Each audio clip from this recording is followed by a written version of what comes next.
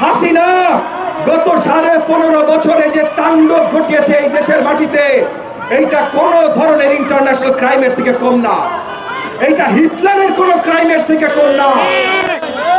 হাসিনা 2009 ক্ষমতায় আসার সঙ্গে সঙ্গে প্রথম গণহত্যা ঘটালো বিডিআরে। পিলখানায় যে গণহত্যার কাহিনী হাসিনা ঘটিয়েছে, তার পুরো গল্প এখন আস্তে আস্তে আমাদের সামনে আসছে।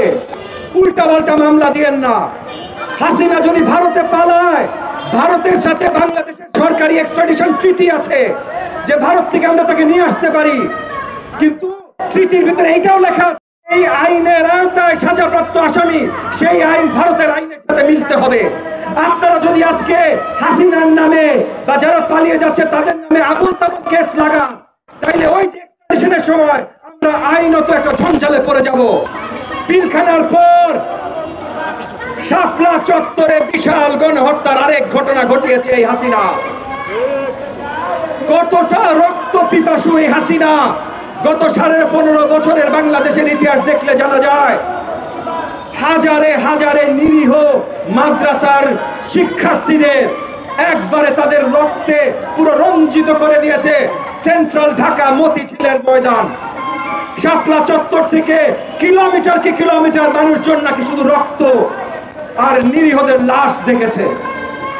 একই সাথে 15.5 বছর ধরে আয়না ঘরের মতো জায়গা চালিয়েছে তারা। প্রত্যেকটা নির্বাচনের আগে তারা গণহত্যা চালিয়েছে।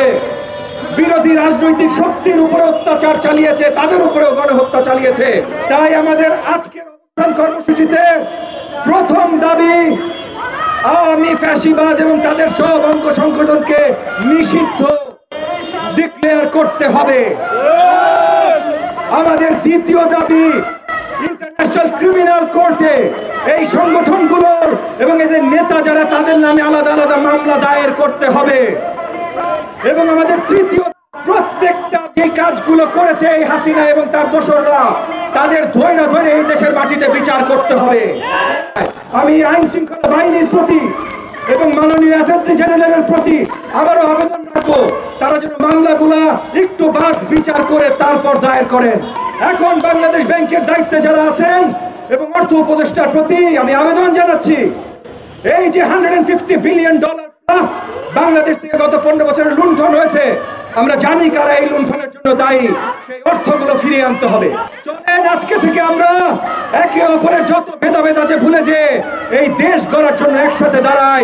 আপনাদের সকলকে অসংখ্য ধন্যবাদ। জয় বাংলাদেশ।